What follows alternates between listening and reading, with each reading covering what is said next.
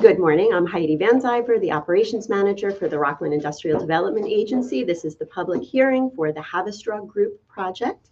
It is November 15th, 10 a.m. We are at the Haverstraw Town Hall. This project is located in Thiels, New York, and consists of 300 residential apartments. The project is seeking sales tax, mortgage tax exemptions, and a pilot program. The public hearing is now open.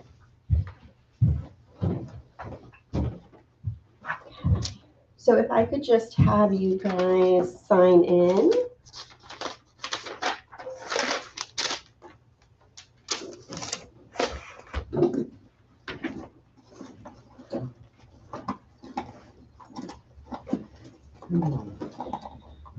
Oh, good. I always seem to have a purple and a green pen. Very professional of me. And then I have public comment sheets if you would like to fill out anything.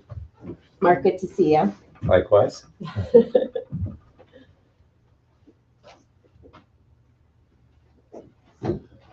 I'm not sure what I'll leave this for you, but I'm not sure what my comment's going to be yet. Okay, no problem.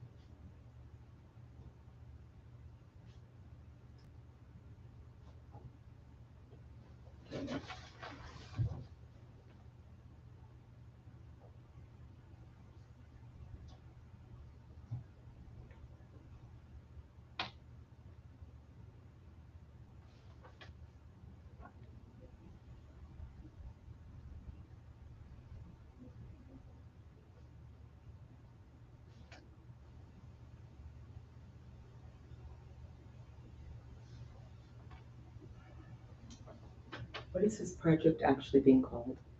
It's Haverstraw Group. Haverstraw Group? Yes.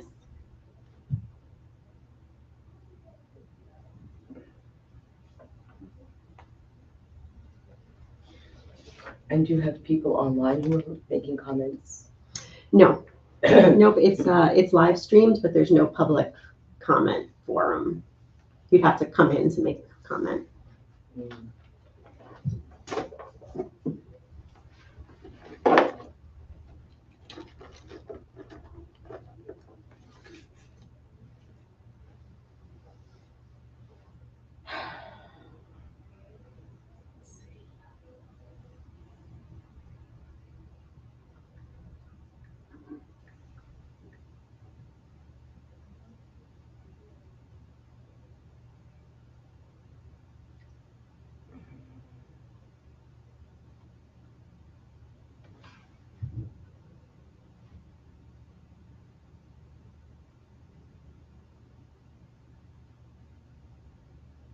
So can we be heard if I'm asking you a question? Mm-hmm. Okay. So what I wanted to know was, I understand that prior to this developer, there'd been another plan with a different developer, which got kind of knocked out of the park. And so I'm just wondering, from what I'm reading, it sounds like the new developer seems to be the kind of choice pick of maybe the town board over the other developer. And it says in this statement that that there had been another developer, and yet they're saying here that they, for over 15 years, the town has not been able to identify another developer. Right. And so I don't really understand why this is only on this, why this has moved forward to this point. But this is not the form. Like I have no, the IDA isn't part of that. I have no comment on that. Like this isn't really the forum for that discussion. Okay. Okay. So I mean, then on this discussion so you're saying that this company, what is it called? Rockland Group? Rockland Group wants to build 300 units. Are those 1 bedroom, 2 bedroom, 3 bedroom? I believe they're 1 and 2 bedroom. And are any of them for low income? Have they done a set aside of 10% of the units to be low income? I Or believe it's senior? market rate, but again, this is, Well, but yeah. it's definitely connected to the IDA money, because if they're getting money that's strictly for only profit, you know, because they're requesting sales tax and mortgage tax breaks, right, over a long period of years, and they're going to be making money if this is market rate. And it normally, one would expect that there's going to be a certain set aside for a low income or seniors out of the number of units. So it's definitely, I feel it's definitely okay, so it sounds like, yeah, so then that is your comment. So we figured out your comment, Jackie. okay. And so you can certainly, I will give you one of these and you can, express what your concerns Well, I are. think I have that right here. Oh, okay, perfect. So we have 300 units, and I'm wondering whether the developer is going to be doing a set aside for low income units. Okay.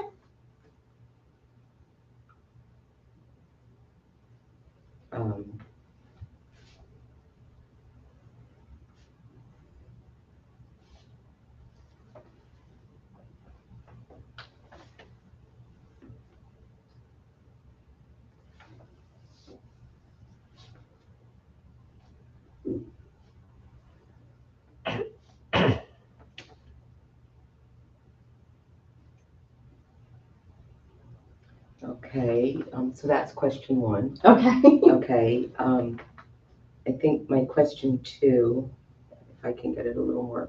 Do you have a question? Nope. Okay, my question 2 was, how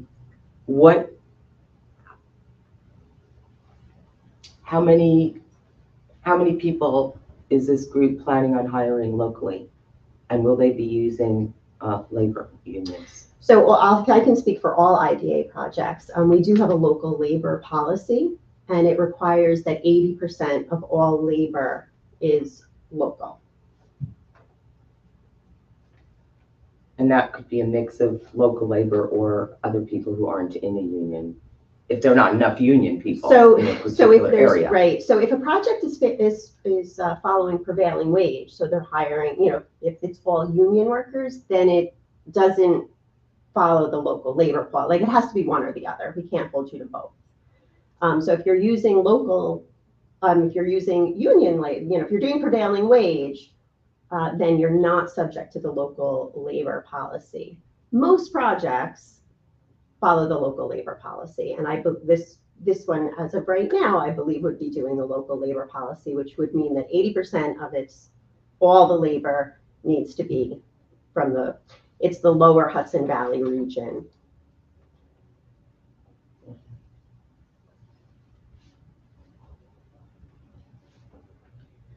Okay. So how much money is this group requesting in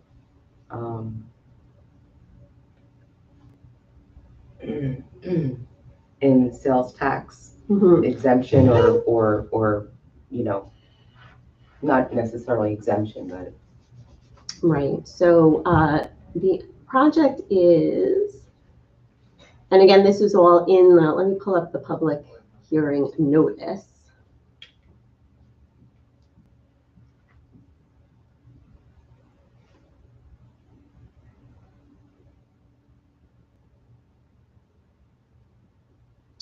So it's about $4 million in sales tax. and then in mortgage tax? Mortgage tax would be about $900,000. Okay, and then is the pilot meaning they kind of give back in a way to like the schools or something? What does the pilot encompass? Okay, so I'll talk pilot in general, right? Just how a pilot works. Yes, so it's payment in lieu of taxes. So typically that would mean that there is a payment to the school and the town. They are still paying. It's just an arranged set amount that is set for the term of the pilot. So like for 10 or 15 years. And so is that already determined? No, because for the Rockland IDA, the way that we do it, the pilot program is negotiated directly from the project and the municipality. So the town, the school district, the county, the village, if that applies. And so at this point, that has not been negotiated. And so we don't have we don't know what that will be yet. Okay, so basically they're getting about $5 million in breaks Well, not so far. Well, yes. Well, that is what they've applied for sales tax and mortgage tax exemption. Yes.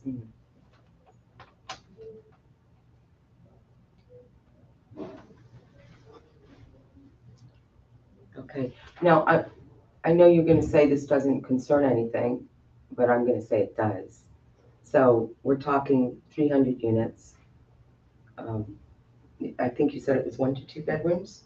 Yes. So that could be anywhere from 1 to 2 to 3 to 4 people living in a unit. Okay, there's nothing that says it has to be only 2 people in a 2-bedroom unit, right? So it could be more. So what about the sewer district and the water usage issues that we have in Rockland County? Because what happens anywhere affects all of Rockland County in terms of water. And so I'm curious about, we do not have an infinite water supply. And is there going to be some backup plan that the developer has for people, say, who buy in, who 10 years from now don't have water? So those are definitely legitimate concerns, but out of the IDA purview. I am, that is not, we are not the planning board, so I can't Okay, so speak to my that. problem is that I feel that the IDA needs to be more involved in, when they're greenlighting something and giving exemptions, they need to be more involved in the actual outcome for the whole county, not just for this one particular little area. Okay. So that is something you can certainly write. Okay, so that would be question 4. When will the IDA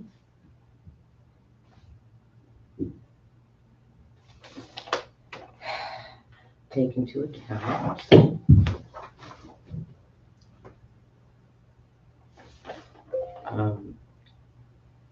water issues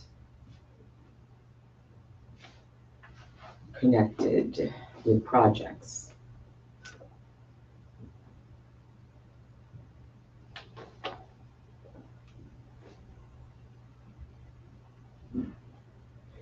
So I guess my question is the IDA ever going to take into account water issues that are connected with projects that they give discounts to? Is that an okay question? Does that make sense? Your comment can be whatever you want it to be, of course. Okay. And do you have any, I don't want to be hard on the time here. Are you the developer? I'm just listening in. Oh, okay. I just heard about this morning. Mm-hmm. And I didn't know that this was an IDA issue, that I guess I'm supposed to only talk about this particular issue. I also do want to say something. It's not really connected to the IDA necessarily, but we know that the property has a lot of contamination. Well, maybe it does concern this because it's a project they're saying they're going to give money to. So what sort of guarantees does the IDA and the county have regarding mitigation of contamination?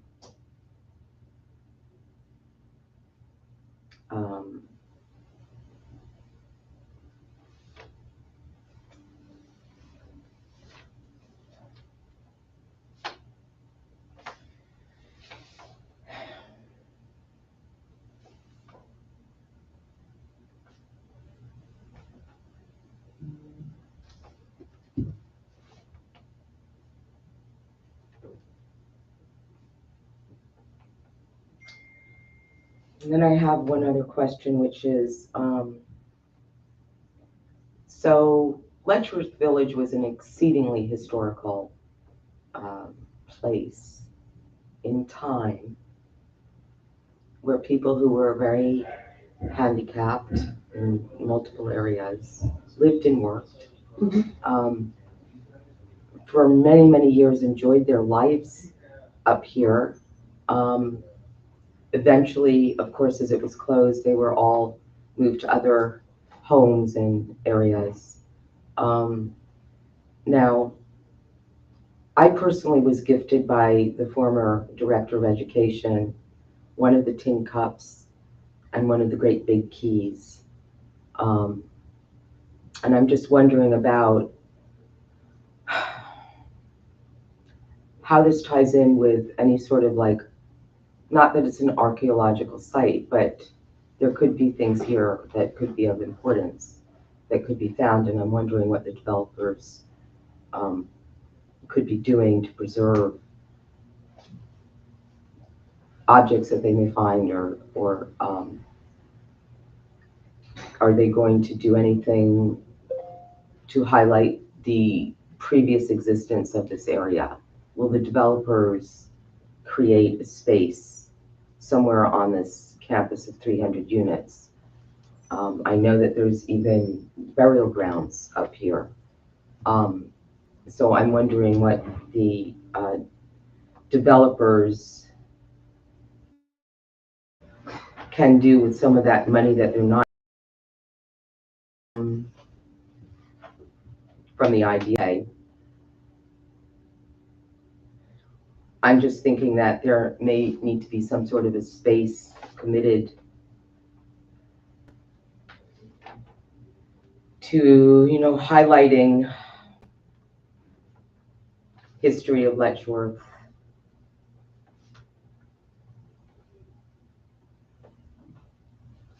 And any artifacts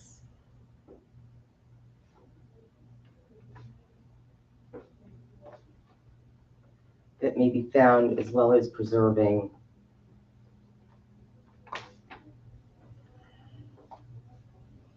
burial grounds at the site. And I think that that could be something that could be arranged through the IDA, actually, as part of their agreement with this company.